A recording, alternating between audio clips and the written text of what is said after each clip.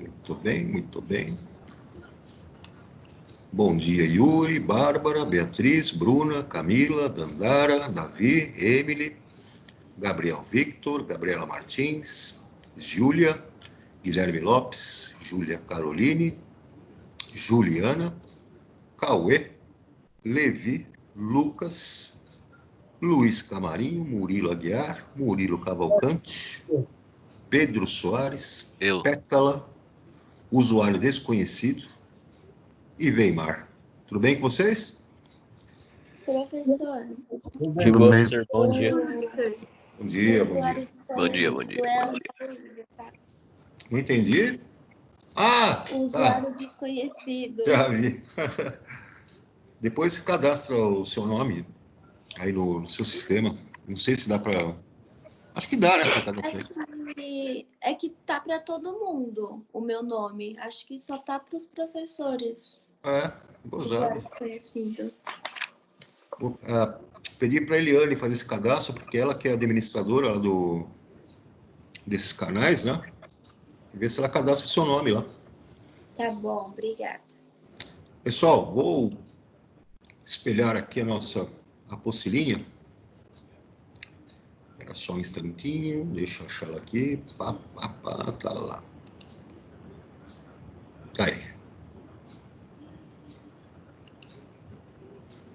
Bom, pessoal, nessa apostila, nós vamos aí estudar as funções inorgânicas, que é o capítulo 5, que vocês estão vendo aí, ácidos e bases, né, com mais detalhes do que nós vimos lá no 9º ano.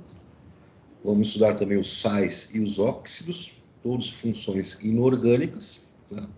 E no capítulo 6, as reações inorgânicas, né? Que tipos de reações que envolvem substâncias inorgânicas nós temos aí de maneira geral. Então vamos reaprender ou rever como é que é feito o balanceamento das equações, né, de reações químicas.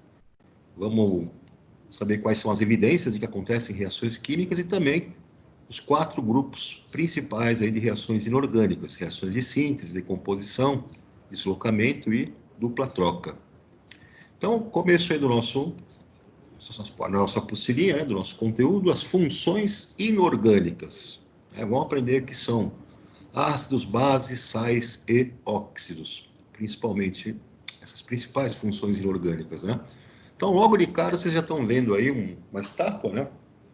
E essa estátua, ela apresenta alguns sinais aí de corrosão, né? Dá para você observar que tem algumas regiões aí na sua estátua, apresenta claros sinais de corrosão.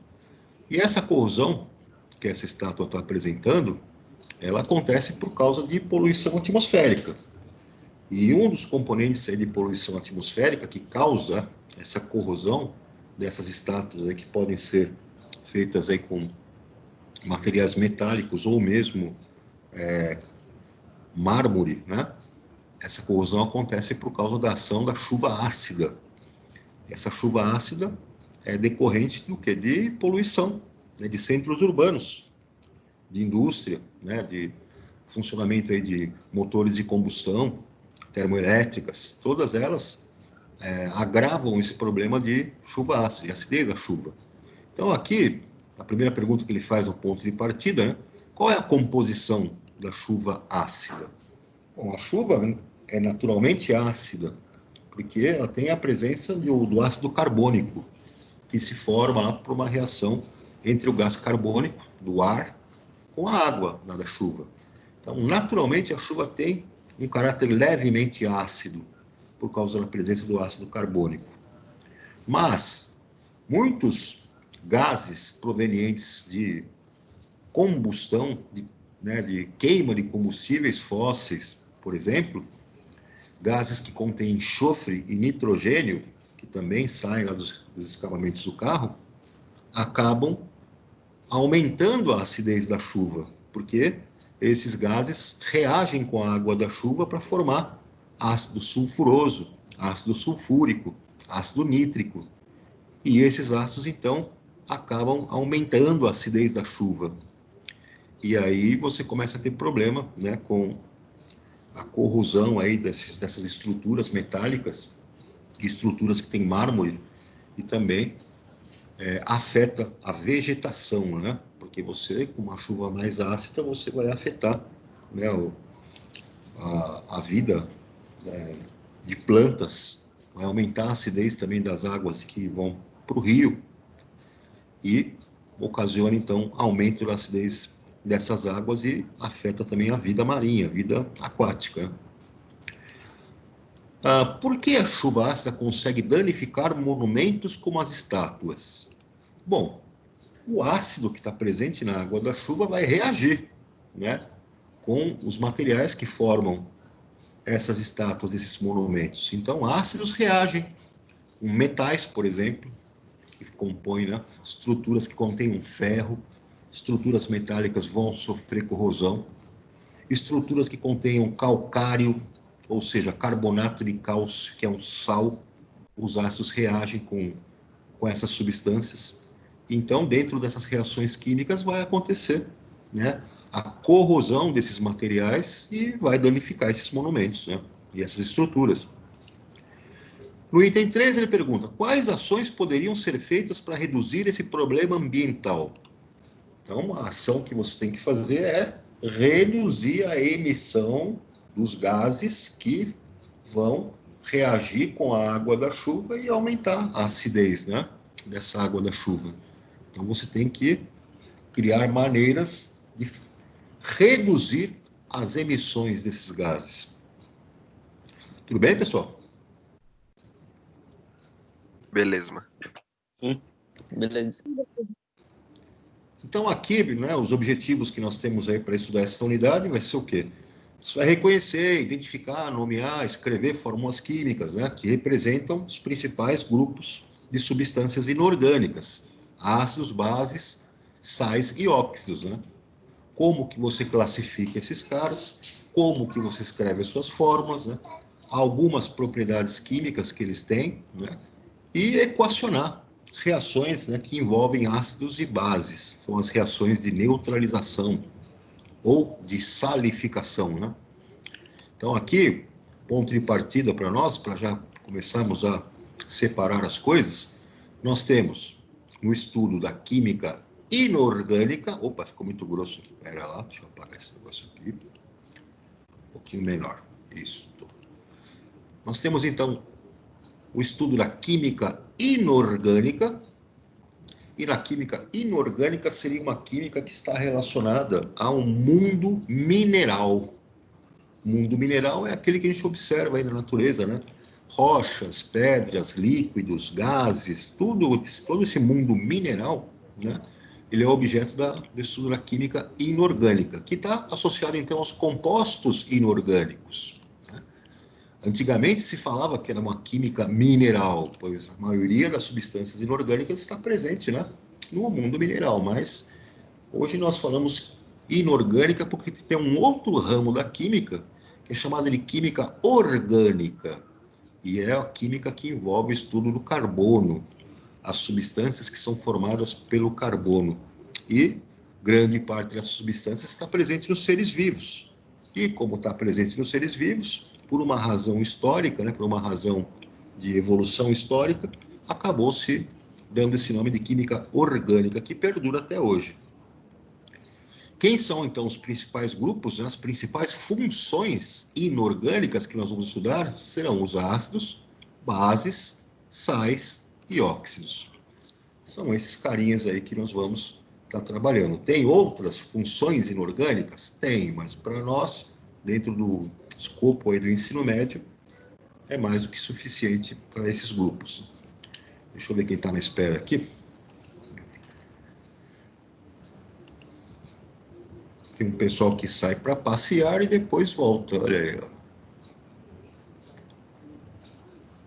Agora não tem mais ninguém. Paciência, volta lá. Amplia aqui. Tá dando para ver aí, turma? Sim, professor. Sim. Ela tá branca aqui pra mim. Ah, agora foi. Foi. Olha só, logo de cara, ácidos e bases, né? Então, ácidos e bases, os dois primeiros grupos de funções inorgânicas que nós vamos estudar. Estão vendo aí que tem aqui duas imagens, né? Uma está mostrando aqui uma fatia de limão, ou poderia até ser laranja, né? E outra imagem mostra uma banana verde, né? Então, o conceito, né, de ácido e base é relacionado, né, com uma característica que a gente chama de organoléptica, ou seja, característica que é detectável pelos seus sentidos, né? No caso aí, o nosso paladar.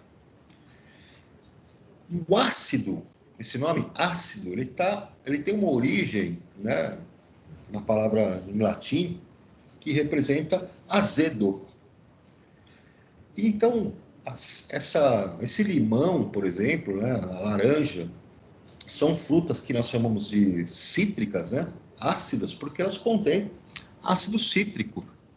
Então, uma das características da acidez, né, dos ácidos ao nosso paladar é o sabor azedo, né? O vinagre, por exemplo, também tem sabor azedo, por causa da presença de ácido acético, né?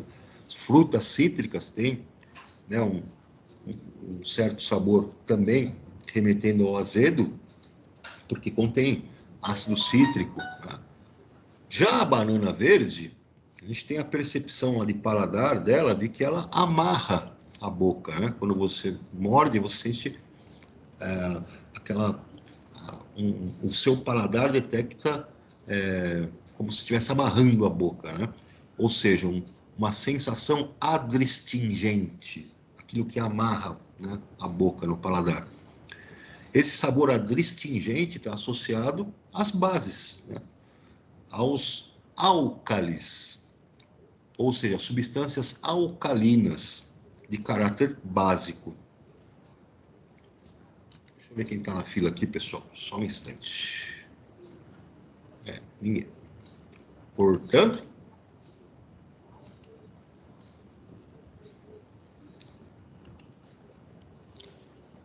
então tá aí. Essas características, é claro, a gente não vai ficar experimentando todo tipo de ácido e base para distinguir um do outro pelo seu sabor. Tem ácidos e bases extremamente tóxicos, né, extremamente venenosos. Então, isso é só só se remete assim à origem dos nomes, né? Mas quanto à sua funcionalidade, como que eles vão funcionar, como é que eles vão ter as suas características químicas que vão nos interessar, né? Então, vocês vejam aqui no livrinho, ele mostra para nós, né, a palavra ácido vem da palavra latina ácidos, que significa, então, azedo, né? A base, que é a adstringente, né, vem aí da palavra o quê? Alcali, né? Essa alcali tem uma origem árabe, significa o quê? Cinzas, né? Cinzas vegetais. Esses árabes, então, eles perceberam que quando eles pegavam cinza de madeira, né, e com essa cinza de madeira eles colocavam na água, aquela água, então, quando era misturada lá com gorduras, eles conseguiam produzir sabão. E sabão tem uma característica adstringente, tem características básicas, né? Porque tem uma substância presente nele que é uma base. Tranquilo, pessoal? Tranquilo. Então tá aqui. Pediram no grupo pedindo para você adicionar. Então, deve ser um fantasma aqui, porque quando eu vejo a fila não tem ninguém. Estão vendo aí na minha tela ou não? Ó, ninguém. A galera falou que tá esperando um lobby aqui. Vai ter que tentar entrar de novo, porque no meu não tá aparecendo, não. Eu escuto o barulhinho, mas não tem ninguém na fila. Agora apareceu. Deixa eu ver aqui. Pronto. Voltando lá.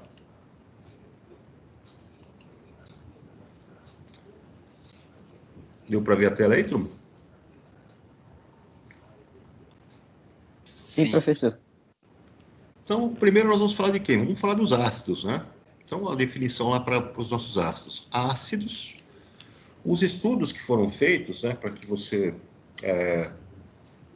pudesse classificar substâncias dentro desse grupo, começaram lá atrás, né?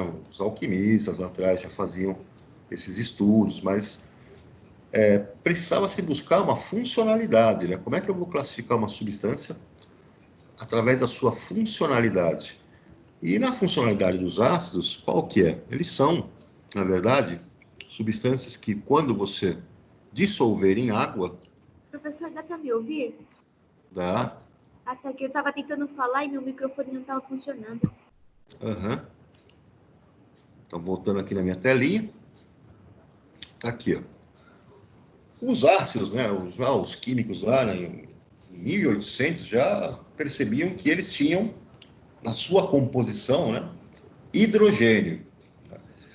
E esse hidrogênio que estava presente na composição dos ácidos é o cara que vai dar a funcionalidade química para esse tipo de substância. Então, um carinha chamado aí Arrhenius, né, Svantia Arrhenius, ele associou, né, o comportamento, né, a funcionalidade dos ácidos a partir da presença de íons de hidrogênio, íons H+. Então, a funcionalidade dos ácidos é justamente a sua capacidade, né, de fornecer, de liberar íons H+. Então, o Arrhenius percebeu que os ácidos eram substâncias, né, compostas, e dentro da composição dessas substâncias, nos seus átomos, nas suas moléculas, né, há a presença do hidrogênio, e esse hidrogênio sofre o quê? Uma ionização. Uma ionização. Essa ionização é justamente um átomo de hidrogênio escapando da molécula. A ligação covalente do átomo de hidrogênio na molécula é quebrada pela ação da água e eu tenho a liberação desse cátion H+. Essa capacidade de ionizar, liberar cátions H+, é a característica do nosso ácido.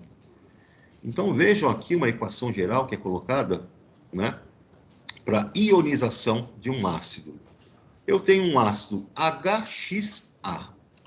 X representa a quantidade de hidrogênios presente nesse ácido.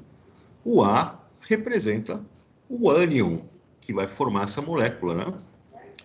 E aí eu tenho água líquida, XH2O. O que vai fazer então a água? A água vai arrancar esse hidrogênio no processo de ionização. Então, quando a água arranca esse hidrogênio, ela vai ficar na forma protonada, H3O+. Olha lá. É a formação do nosso ânion. Esse ânion que vai sair aqui, ó, AX-, é o ânion do nosso ácido. Então, eu tenho essa liberação de H+, que vai ser retirado pela molécula de água. Esse processo é chamado de ionização.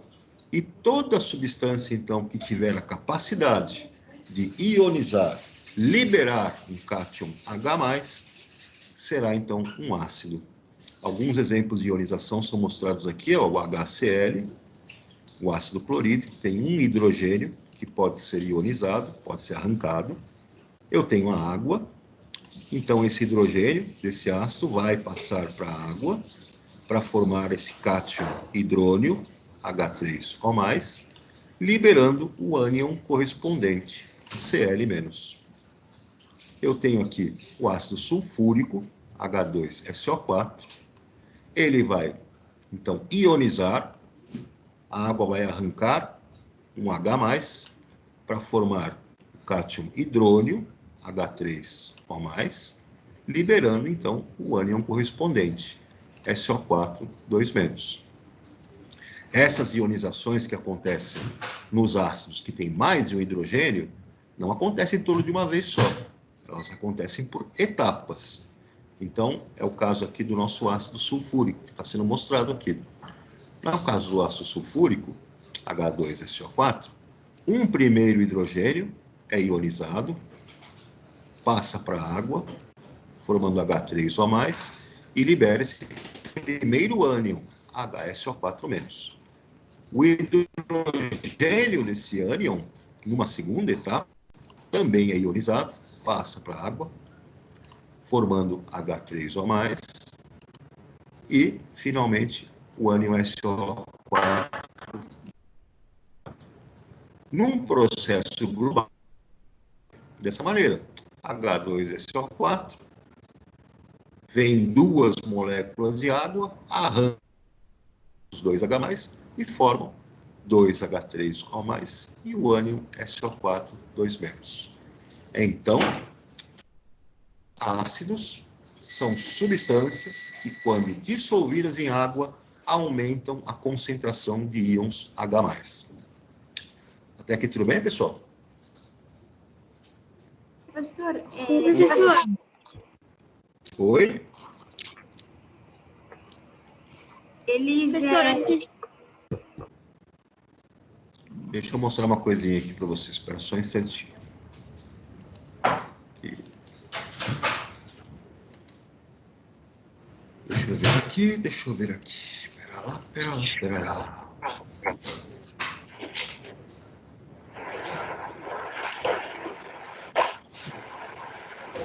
Professor, então, o ácido ele se separa em forma de ionização Exato, processo de ionização. e quanto mais ele separa, tipo, ele vai diminuindo não é diminuindo, ele vai separando e as moléculas vão ficando mais individuais. Por exemplo, tem o H2O, por exemplo. Aí ele vai separando, fica só H e o O, depois vai separando mais até formar uma molécula só. Eu vou mostrar aqui um vídeo, ver se vocês estão enxergando na tela aí ou não? Sim. Sim. Dá para ouvir o áudio? Uma travadinha assim, só que não tá sendo áudio, não. Não. Então, pera lá que eu vou ter que compartilhar aqui com áudio. Incluir áudio. Agora. Deu para ver aí?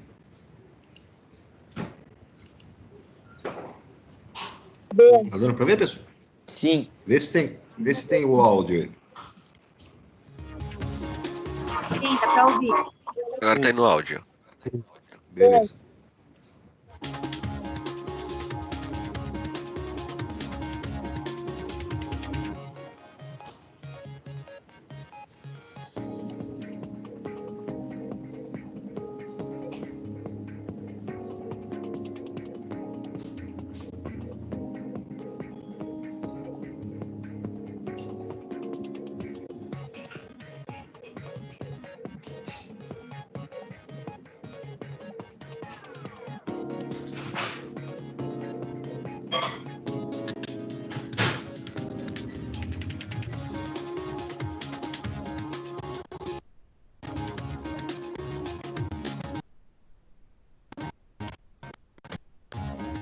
Será que tá travando?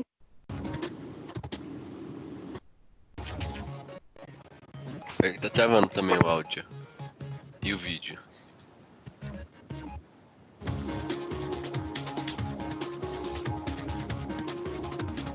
Tá travando aí, pessoal? Travou e nunca mais deu pra ver o resto do vídeo. Travou o áudio.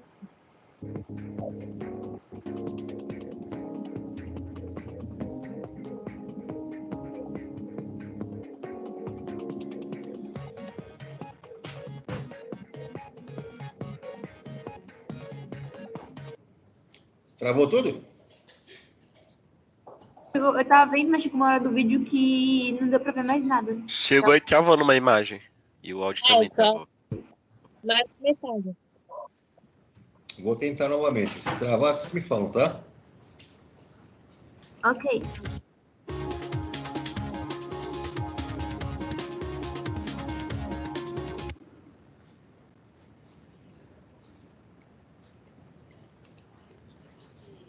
Um pouquinho.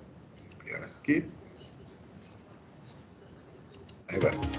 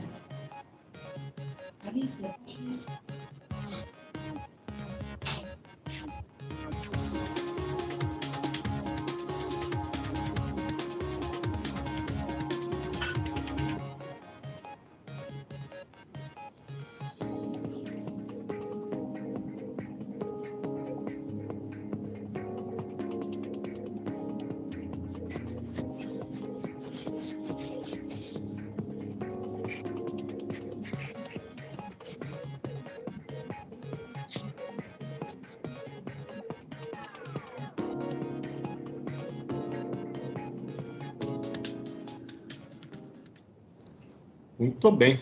Deixa eu voltar aqui.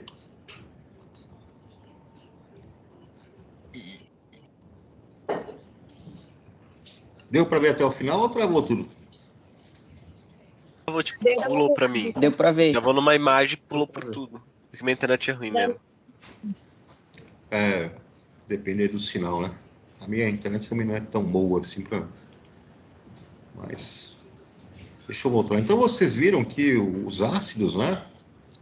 A característica deles é sofrer ionização na água. Quando eles sofrem essa ionização, eles vão liberar íons H+. Essa é a funcionalidade química, né, dos ácidos. E quem que vai remover esse íon H+, são as moléculas de água.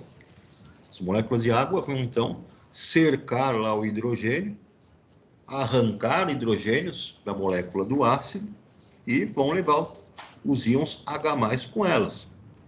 E o seu ácido, então, vai ficar ionizado e vai liberar um ânion, né? Vai ficar naquela solução, que vai ficar naquela água. Bom, como é que eu faço para classificar os ácidos? Tem várias classificações, né? Antes de mais nada, eu vou falar para vocês aqui da questão dos hidrogênios ionizáveis, né? Os hidrogênios ionizáveis, sabemos que esses H+, vão ficar presos nas moléculas de água, vão formar H3O+, o cátion hidrônio. Mas a gente, por uma questão prática, escreve nas equações de ionização somente H+, tá? É o nosso íon, que é a característica lá dos nossos ácidos, né? Então, uma primeira classificação dos ácidos é feita a partir da presença ou não de oxigênio. Então, quando você tem ácidos que têm oxigênio na sua composição, na sua molécula, eles são chamados de oxiácidos. Ácidos que contêm oxigênio na sua molécula. Já os ácidos que não têm oxigênio na molécula, eles são chamados, então, de hidrácidos. Alguns exemplos que eles mostram aqui, então, olha, os oxiácidos, HNO3, ácido nítrico, H2CO3, ácido carbônico, H3BO3, ácido bórico, HClO3, ácido clórico, H2SO4, ácido sulfúrico. Todos eles são oxiácidos porque contêm oxigênio na composição. E os exemplos de hidrácidos, aqueles que não têm oxigênio, né, na sua fórmula. HF, ácido fluorídrico, HCl, ácido clorídrico, HBr, ácido bromídrico, HI, ácido iodídrico, HCN, ácido cianídrico, H2S, ácido sulfídrico. Outra classificação para os ácidos é quanto ao número de hidrogênios ionizáveis. Quantos hidrogênios são capazes de ionizar nesse ácido? Reparem, então, que os ácidos, as suas fórmulas, sempre vão começar com H. Então, vejam aqui, ó. No caso do seu ácido for monoácido ou monoprótico, ele só tem um hidrogênio ionizável. Ele consegue liberar somente um H+. Olha os exemplos aqui, HCl, HCN, HNO3. Todos eles monoácidos, tem só um hidrogênio ionizável. Quando o seu ácido tem 2 hidrogênios ionizáveis, ele é chamado de diácido ou diprótico. É o caso do H2S, é o caso do H2SO4, do H2CO3. Tem 2 hidrogênios na sua molécula capazes de ser ionizados. E, claro, quando você tiver 3 hidrogênios ionizáveis, você vai chamá-lo de triácido ou triprótico. É o caso do H3PO4, H3BO3. E se tiver 4 hidrogênios ionizáveis, vai ser um tetraácido ou tetraprótico. 4 hidrogênios ionizáveis. Olha aqui, ó, H4FeCN6, H4P2O7. 4 hidrogênios ionizáveis. E se tiver mais hidrogênios aí, você vai estar entrando no campo aí dos ácidos que são chamados de poliácidos, né? Eles têm de 2 ou mais hidrogênios ionizáveis. Tudo bem até aqui, turma? Sim. Sim. Então, quando vai ocorrer ionização, geralmente é na água, né? Sempre na água. Você precisa dissolver o ácido na água para que aconteça a ionização. E dependendo se tem oxigênio ou não, da quantidade de hidrogênio, a gente vai poder falar que tipo de ácido é. Exato, você tem 2 classificações para os ácidos. A primeira classificação é se ele tem oxigênio ou não. Se o ácido tem oxigênio, ele é um oxiácido. Se o ácido não tem oxigênio, ele é um hidrácido. Uma segunda classificação é a quantidade de hidrogênios ionizáveis. Se ele tem só um hidrogênio ionizável, ele é um monoácido. Se ele tem 2 hidrogênios ionizáveis, é um diácido. 3 hidrogênios, triácido. 4 hidrogênios, tetraácido. São classificações para os ácidos, né? Tem alguns ácidos, pessoal, que, apesar deles terem uma quantidade de hidrogênios, nem todos esses hidrogênios ionizam, né? São alguns casos aí de ácidos que, apesar de ter, por exemplo, 3 hidrogênios na sua fórmula, dos 3 hidrogênios, somente 2 é que sofrem ionização. Então, são algumas exceções aí que nós temos, né, da funcionalidade de alguns tipos de ácidos. Aqui ele está mostrando, por exemplo, né, para esse ácido que está aqui, o fosforoso, H3PO3. Esse ácido fosforoso, então, a fórmula estrutural dele está aqui, um fósforo ligado a 3 hidrogênios, e eu tenho 3 oxigênios, né? E eu tenho aqui os oxigênios, tem este hidrogênio e este hidrogênio é que conseguem ionizar apenas. Somente eles. Esse outro hidrogênio aqui não ioniza, tá? Então, o ácido fosforoso tem uma exceção nele, né? Ele apresenta somente 2 hidrogênios ionizáveis. O terceiro hidrogênio não ioniza. Então, está aqui a ionização que acontece para o ácido fosforoso. Dos 3 que ele tem na sua fórmula, somente 2 hidrogênios são ionizáveis. Deixa eu limpar aqui. Pronto. E baixar mais um pouquinho. Aqui eu tenho esse outro ácido, o hipofosforoso. Então, veja o ácido hipofosforoso, ele tem aqui um fósforo na sua forma estrutural, ligado a 2 oxigênios, e eu tenho a presença aqui também de 3 hidrogênios, um aqui e um aqui.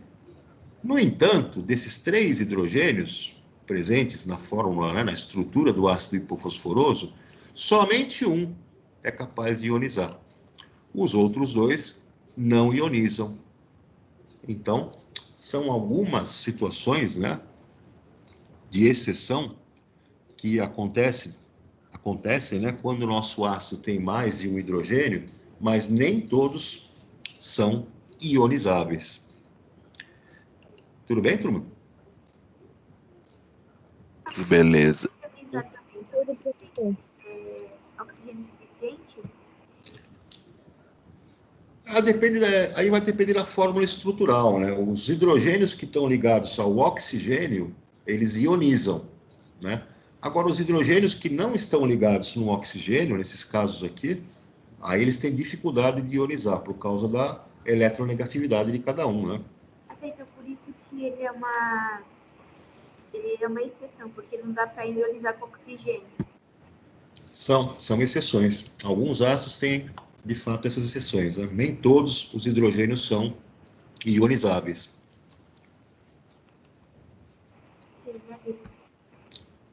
Mais uma classificação para os ácidos, pessoal, é a classificação quanto ao número de elementos químicos constituintes.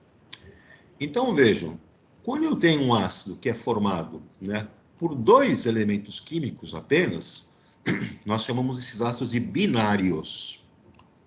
Olha um exemplo aqui, ó, de binários. Eu tenho o HCl, ele é binário porque ele é formado por 2 elementos, cloro e hidrogênio. HBr é um ácido binário porque ele é formado por 2 elementos, bromo e hidrogênio.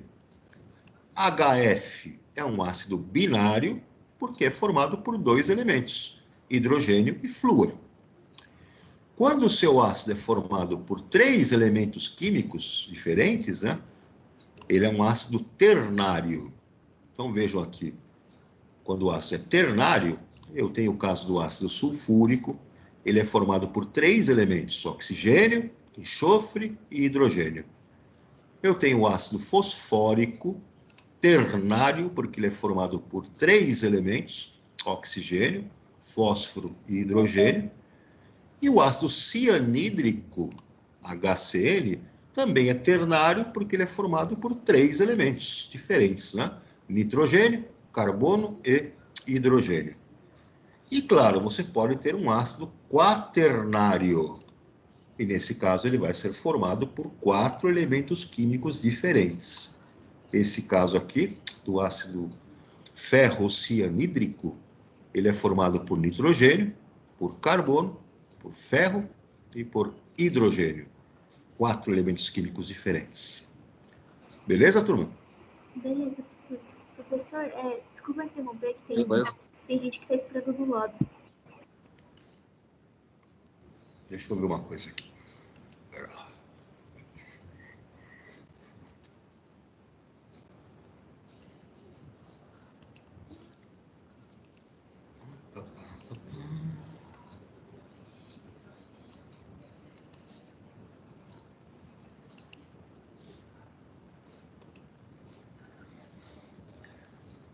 Estão vendo a tela aí, pessoal? Sim. Sim, professor.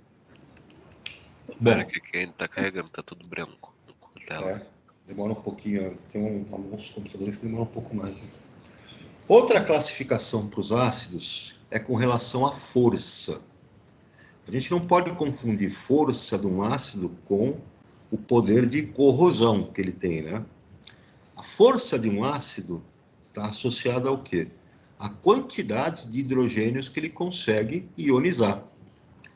Quanto mais hidrogênios ele ioniza, mais forte é o nosso ácido. Como que a gente mede isso? A gente mede a partir de uma grandeza que é chamada de grau de ionização. Esse grau de ionização é representado por essa letra grega alfa, que vocês estão vendo aí. Então, olha só, grau de ionização, representado pela letra grega alfa, ele é um valor percentual. Ele indica a quantidade de moléculas que ionizam do seu ácido com relação à quantidade total de moléculas do seu ácido. Então, pode ser que 10% das moléculas de ácido que você tem ionizem. Pode ser que 20% dessas moléculas desse ácido ionizem. Então, esse percentual, que é o nosso grau de ionização, representa mesmo a quantidade de moléculas do seu ácido que ionizaram na água, com relação ao total de moléculas que você dissolveu na água. Então, imagine que se eu pegar 100 moléculas de ácido e dissolver na água, se dessas 100 moléculas que eu dissolvi na água, 50 ionizarem, eu tenho um grau de ionização de 50%. Se 10 moléculas de ácido das 100 que eu dissolvi na água ionizarem, eu tenho um grau de ionização de 10%. Então, como que eu faço para classificar um ácido quanto à força? Se o seu ácido tiver um grau de ionização entre 0 e 5%, o seu ácido é fraco. Se o seu ácido tiver um grau de ionização que vai de 5% até 50%, ele é classificado como um ácido moderado quanto à força, né? E se o seu ácido tiver um grau de ionização maior do que 50%, chegando em 100%, o seu ácido é forte. Tudo bem, pessoal?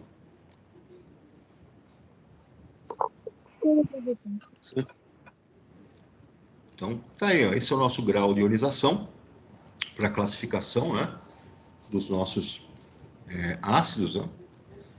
E dentro dessas forças dos ácidos, o que acontece? Como é que a gente pode estimar a força de um ácido, né, sem precisar fazer aí o uso de porcentagens? Quando você lida com hidrácido, então os hidrácidos são aqueles ácidos que não têm oxigênio. Tem uma regra para eles, que é a seguinte: quem são os fortes, quem são os moderados e quem são os fracos. Isso não tem jeito, pessoal, tem que decorar, né? Quem são os hidrácidos fortes? HCl, HBr e HI. Lembra da tabela periódica que cloro, bromo e iodo estão lá no grupo 17 ou 7A, né? Na sequência. Então, HCl, HBr e HI são fortes. HF, que tem o flúor, que está também lá no grupo 17 ou 7A da tabela periódica, já é moderado. E todos os demais hidrácidos, todos os outros hidrácidos, né, que não têm oxigênio, são fracos. Então, para hidrácidos, a regra é a seguinte: fortes, HCl, HBr, HI. Moderado, HF. Todos os outros, fracos. Agora, quando você lida com oxiácido, ácidos que contêm oxigênio, como que você vai saber se ele é forte, moderado ou fraco? Você vai pegar o número de oxigênios. Então tá aqui, ó, OY, tá vendo? O número de oxigênios é Y. E o número de hidrogênios? O número de hidrogênios é X. Você vai fazer a subtração.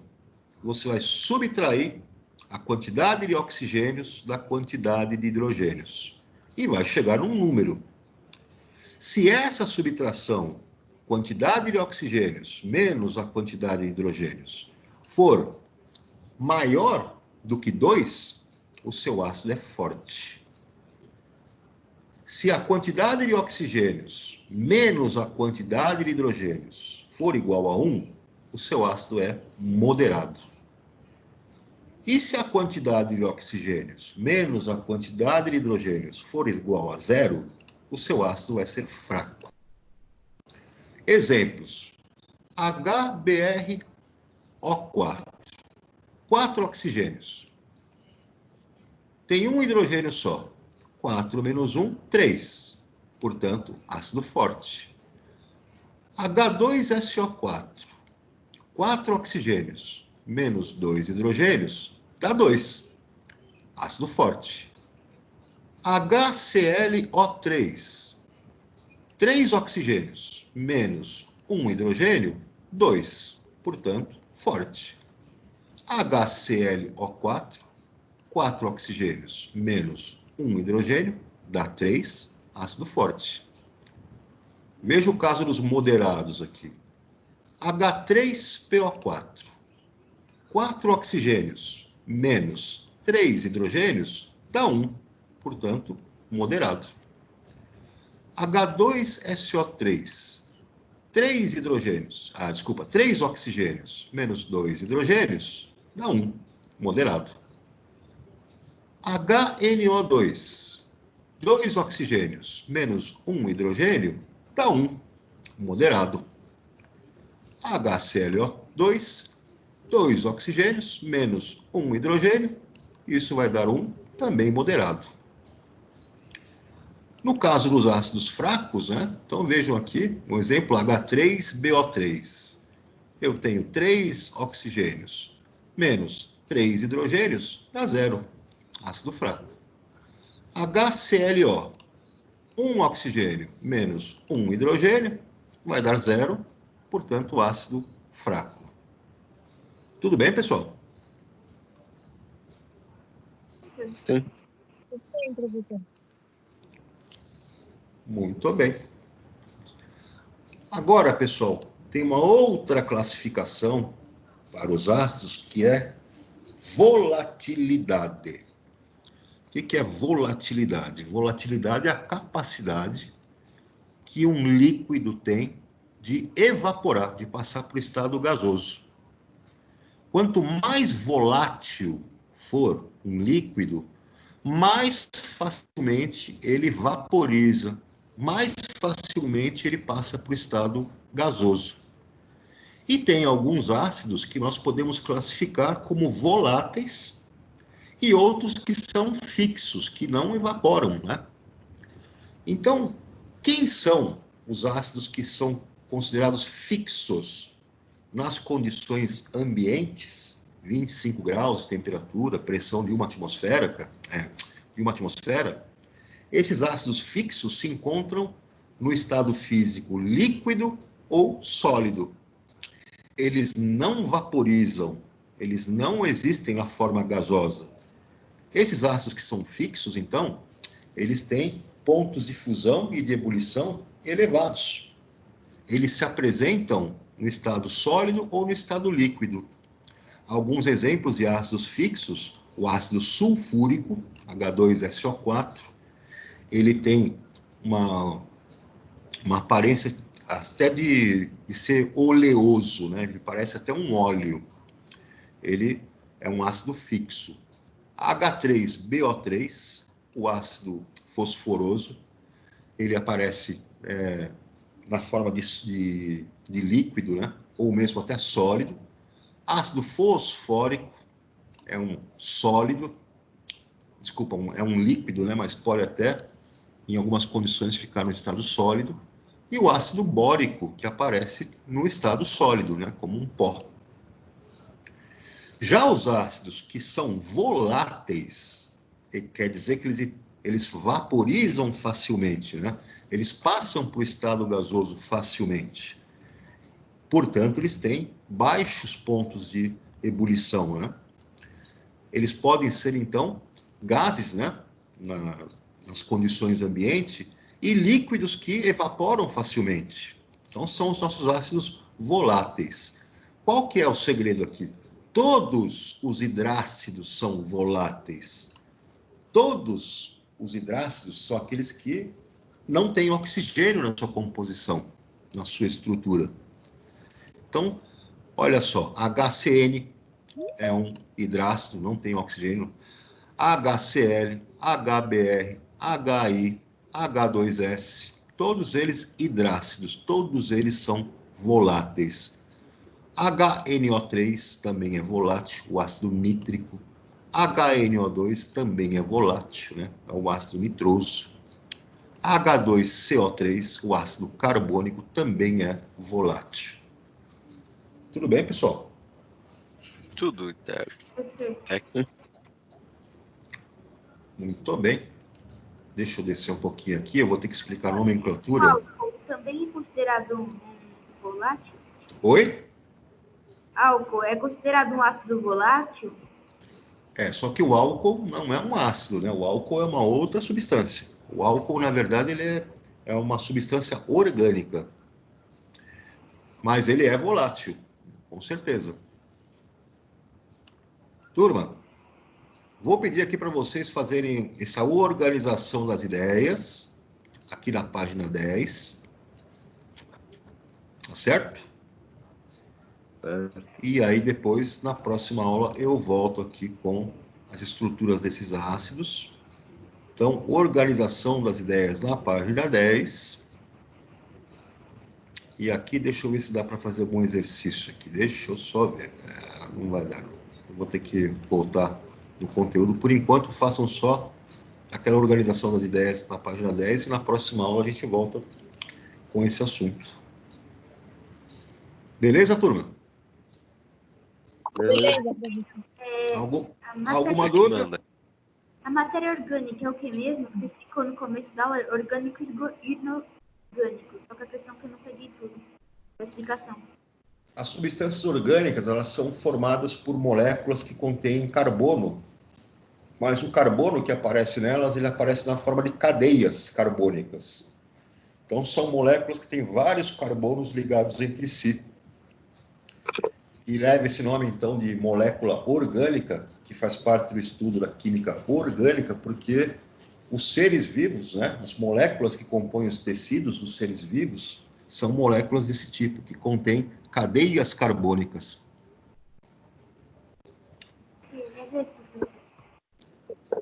Beleza, turma? Pessoal, façam então essa organização das ideias e na próxima aula a gente retoma o nosso assunto aí. Tranquilo? Tranquilo. Sim, professor. Tranquilo. Tá joia. Pessoal, um abração para vocês, fiquem com Deus, até mais, até o nosso próximo encontro aí. Até, professor. Tchau, professor. Falou, professor. Falou, abração. Tchau, tchau, gente.